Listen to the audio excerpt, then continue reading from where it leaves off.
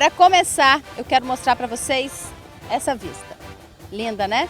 Pois é, esse lugar de vista privilegiada fica no 38º Batalhão de Infantaria, a sede do Exército Capixaba. E por que a gente está aqui? Porque aqui funciona um espaço de lazer bem bacana que a gente vai mostrar para você. O Museu Forte São Francisco Xavier da Barra. O forte foi construído no mesmo local onde a caravela de Vasco Fernandes Coutinho aportou em 1535, iniciando a colonização do Espírito Santo. A construção foi encomendada pelo donatário Francisco Gil de Araújo para proteger a Baía de Vitória. Naquela época era muito comum que viessem vários invasores na expectativa de tomar a capitania dos portugueses, aí dominar e fazer toda a construção de várias coisas aqui. Então, diante dessa ameaça que eles tinham aqui, eles tinham a necessidade de construir esse forte para poder fazer a defensiva da capitania. E assim que foi construído o forte em 1700, foi artilhado também com 32 peças canhoneiras para poder auxiliar nessa defensiva, né, justamente contra vários invasores europeus, né, que era na sua grande parte os franceses, os ingleses e os holandeses também. E até mesmo em algumas ocasiões vinham também os piratas tentar invadir a capitania. Em 1862, a fortaleza foi cedida à Marinha.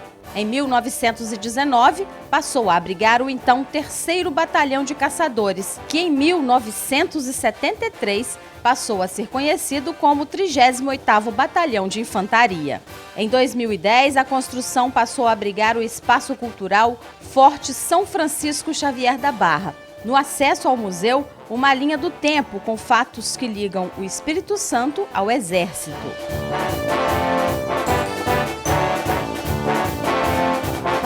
O museu é dividido em 2 salas. Na primeira, chamada de Vasco Fernandes Coutinho, fatos históricos da colonização do solo espírito-santense. Nós falamos sobre a chegada dos portugueses, a construção das igrejas, Igreja Nossa Senhora do Rosário, processo de catequização que foi dado pela chegada dos padres jesuítas, a chegada dos imigrantes italianos que vieram suprir a mão de obra que havia sido escassa com a abolição da escravidão, em 3 de maio de 1888, e demais fatos que também fazem parte, né, da nossa história, da nossa trajetória do nosso estado. Como a construção do forte, a composição dele, toda a finalidade pela qual ele foi construído, que foi resguardar a capitania contra os invasores. Invasores esses que a gente também faz alusão aqui, que são os invasores franceses em 1551, os invasores ingleses em 1592 e no início do século XVI, os invasores holandeses.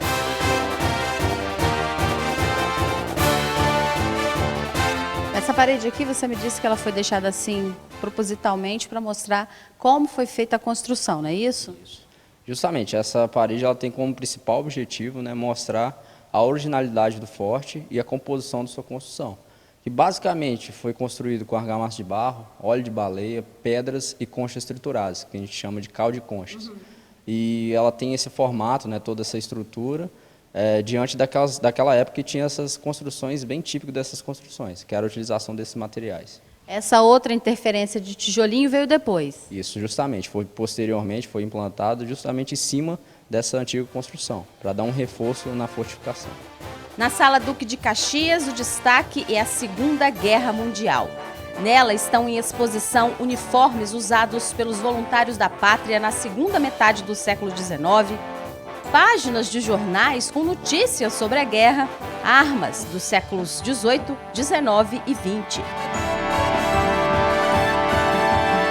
Nós temos vários armamentos aqui, né, que foram utilizados pelos pracinhas, né, que nós chamamos de pracinhas que tiveram participação na Segunda Guerra.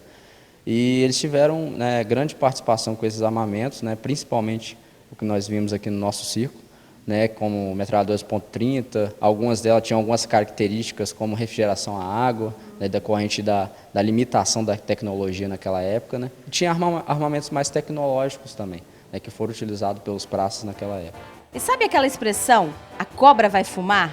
Pois é, ela surgiu na Segunda Guerra Mundial e virou marca da Força Expedicionária Brasileira. O termo "a cobra vai fumar", ele foi criado, né, pela população naquela época, que era mais fácil, né, a cobra fumar do que o Brasil enviar alguma tropa ou até mesmo entrar numa guerra, num conflito internacional. E quando o Brasil se comprometeu de fazer a participação junto a outros países, né, que um deles era os Estados Unidos, né, fazer a sua aliança com os Estados Unidos e outros países para poder ir até a Itália para participar efetivamente da Segunda Guerra Mundial, né, eles justamente oficializaram essa frase, tendo em vista que o Brasil efetivamente participou da Segunda Guerra Mundial. Então, justamente eles falaram, a cobra agora vai fumar, né, diante do que a população falava que seria, né, improvável que o Brasil enviasse algumas tropas até lá. E foi enviado. Qual foi a participação do 38º BI na Segunda Guerra Mundial? Então, o 38º Batalhão de Infantaria teve uma participação breve, né, foi enviado algumas tropas, chegaram a entrar no navio, só que quando chegou lá na Itália, felizmente a guerra acabou e eles tiveram que retornar. Mas, enfim, eles tiveram uma participação bem importante. Só de ter ido lá, ter sido enviado, ter o comprometimento de ir até lá defender a pátria, foi muito significativo.